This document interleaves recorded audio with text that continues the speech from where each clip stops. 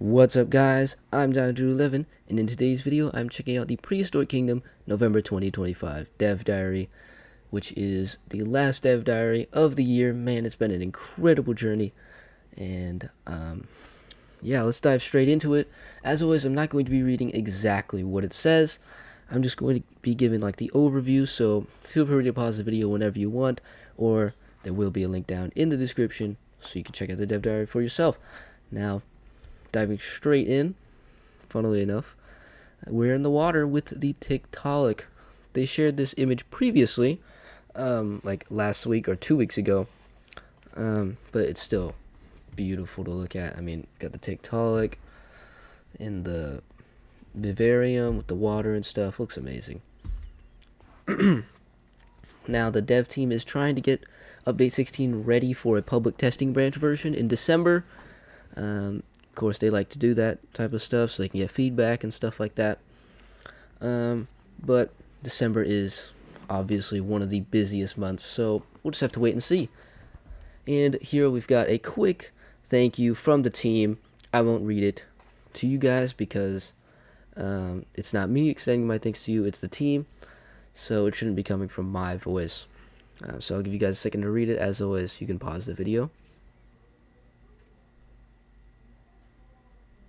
Alright, so for update 16, we are of course getting 9 new species, and the full 3D render for one of them, Yi, has been revealed. Basically a wyvern or dragon, as they say here. And this guy, I mean, he looks great. Well, I think this is the male version. They do have sexual dimorphism, but I haven't looked closely enough to know what it is. It's the tail feathers, but I don't know what they usually look like. But yeah, it's got the teeth inside of like the beak, which is interesting. As you can see, Vivarium species down here. I mean, this guy just looks great. The patterning is awesome as always. We got the eye right there. And if we scroll down, we can see that Yi was actually intended for the original launch all the way back in 2021. Like the original early access launch. We've got the old concept art right here. They even recorded some Nigel Marvin lines, but due to some setbacks with the original mini aviary, they weren't able to do it. But oh, that was my keyboard turning off. But they've returned to it, and yeah, this guy's looking better than ever. This guy, he looks cool.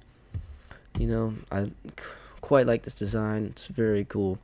But this one is just on another level. Concept journey, as you can see right there. Got another picture of the Yi, and man, oh man, he is looking sick. Can't wait to get him in. And oh, we've also got a 3D render of the Tiktaalik. And yeah, one of the oldest animals coming to the game. Considered a transitional species, a link between land and water.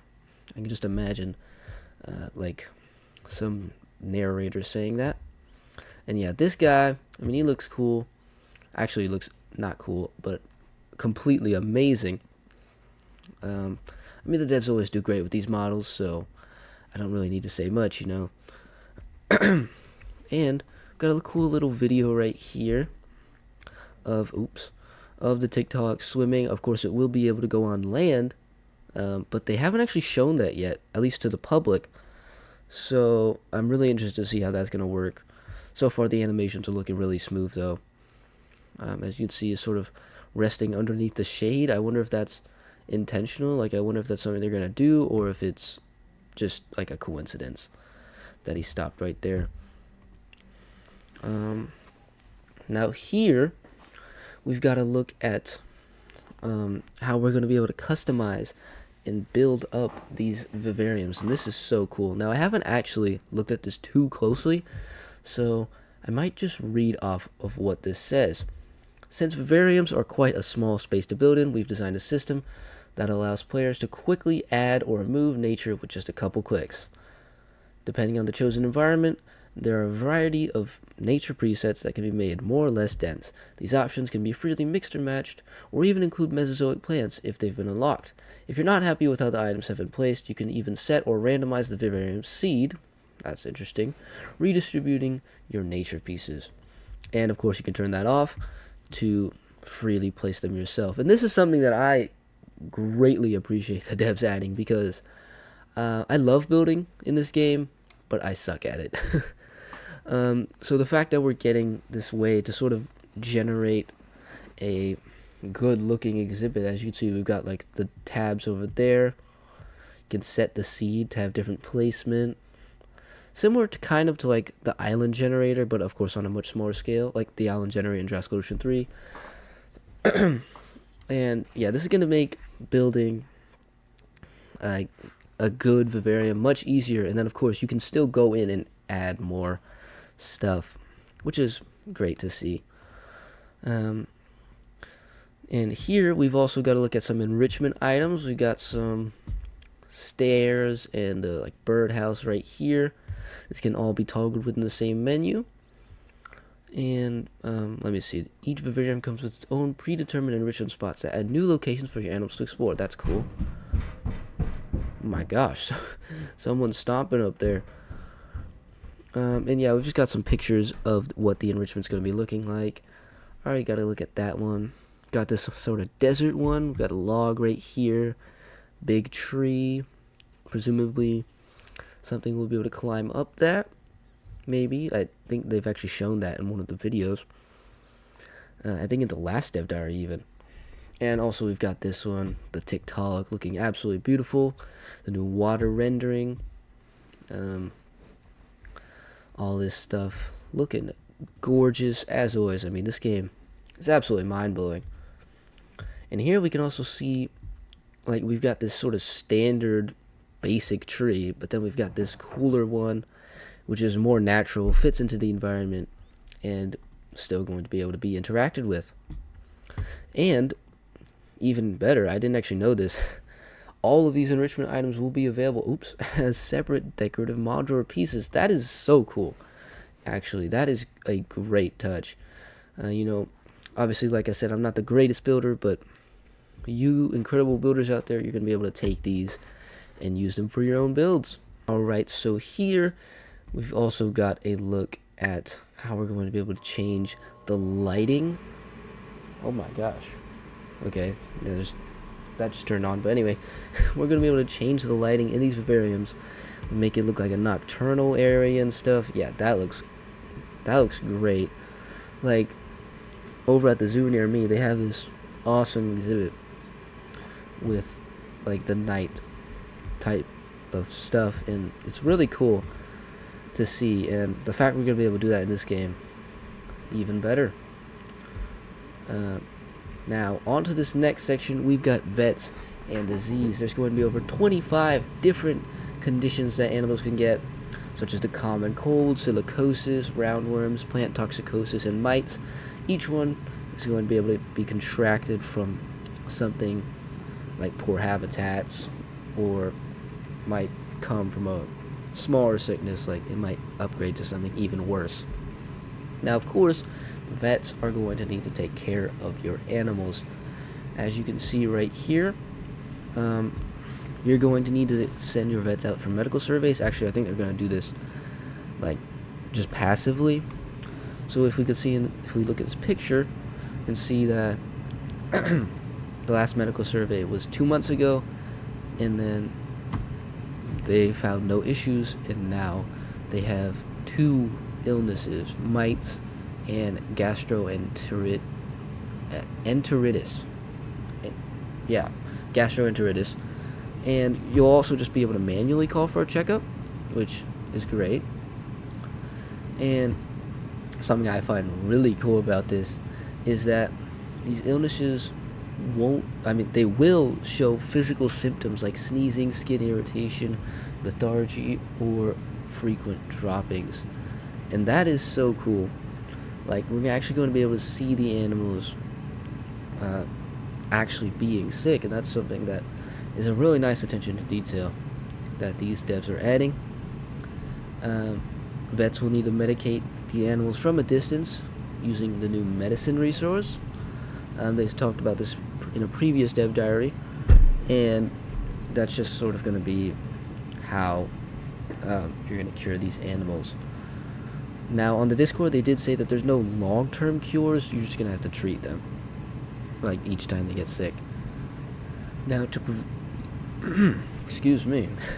Now, to prevent diseases, your vets will inspect the habitats and vivariums, checking for the cleanliness of your feeders, and the water troughs, and the bedding, which I think is great, because, especially the bedding part, because currently, like, the hay beds, they don't really have any gameplay to them. You just sort of put them down and that's it, which I guess is fine, but the fact that now they're going to be able to cause illnesses and stuff, that's a great touch.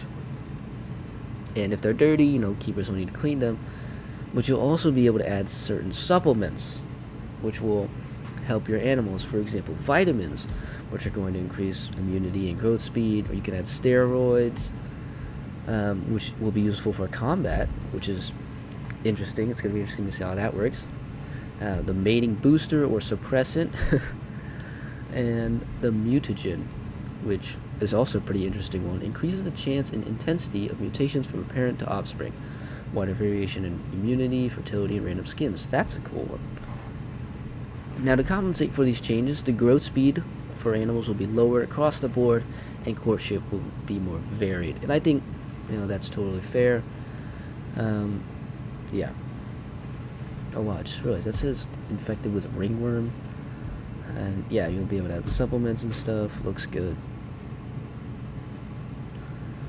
Now, this is just a placeholder image, but if your animals get sick, like, and the illness is too advanced, then they will need to be moved to quarantine bay.